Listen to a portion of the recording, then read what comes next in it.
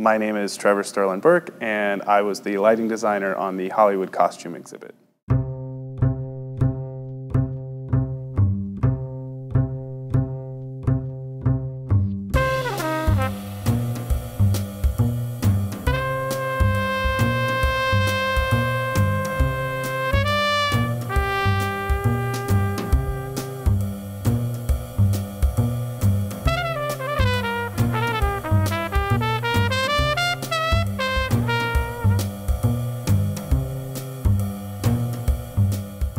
Lighting was my first passion in live entertainment.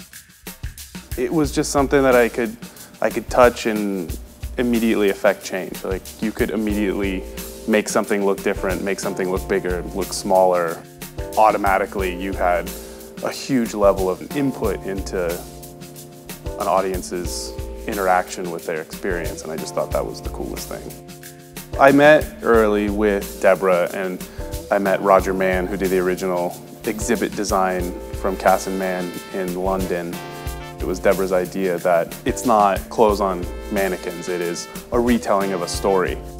I think Deborah came at this from a really kind of cinematic way, in that she really knew what she wanted and how she wanted to work, and then she did a really good job of getting her vision across. One of the coolest parts to me about the whole exhibit that makes it attractive to anyone is Deborah put these characters in motion. They put them in action, and that's why it's all the custom mannequins and the cocktail party or shooting a gun or having a sword or whatever it is. The idea is they're real characters and we're restitching together a new narrative.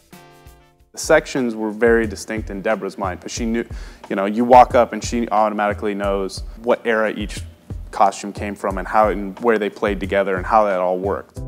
I wanted to make it so if you came up as, someone who doesn't know much about costumes, it would be easy to tell that, okay, these all belong in a story together.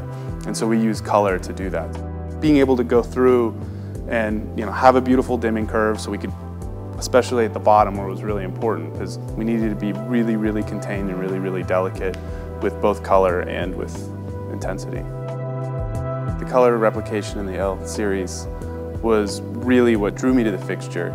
I knew we were gonna be doing a lot of isolated lighting on all of the various pieces, and I knew that they were telling stories that are kind of grouped together, sometimes by location, sometimes by film genre, sometimes by designer, whatever it may be. I wanted to have something that could be big and soft and beautiful color that could tie everything together. In a plinth, if we're telling 5 or 6 different stories, I could use color from the L7 series to kind of unify that idea. So having something that I could show Deborah whatever color she wanted on a whim, it really was an advantage to us. The quality of light in the Fresnel was really what I was going for, and in particular, the fact that it's shapeable. I could throw shutters in there and keep it off. There's screens everywhere, so I knew I could keep it off backdrops and screens and keep it out of a guest's eyes. It was hugely helpful. And because we're in such a dark environment and it was black on black on black, shadows were just as important as lighting the pieces were. So, I always wanted shadows to be really crisp and really clear, and not, not have spectral problems that you have a lot of times with LED. So that was hugely important.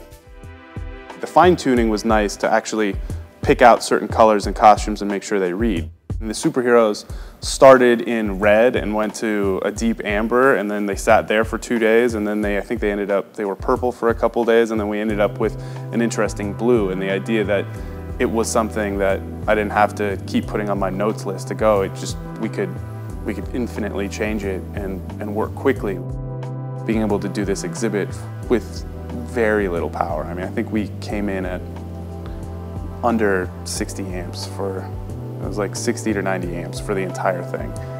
Using the L-Series was hugely helpful. It wouldn't have been possible to do in the same way without LED. We would have had to be a lot more conservative with the way we lit. The L-Series LED had huge heat advantages. The conservators were really on board with using this new technology. It's one of the rare things that had we not had the L7, I would have rather gone with nothing. But I wasn't going to sacrifice the purity of the shadows. I wasn't going to go use something where I couldn't control the light and it was going to spray all over. And I wasn't going to put anything that could burn out. It was going to be 100% LED no matter what.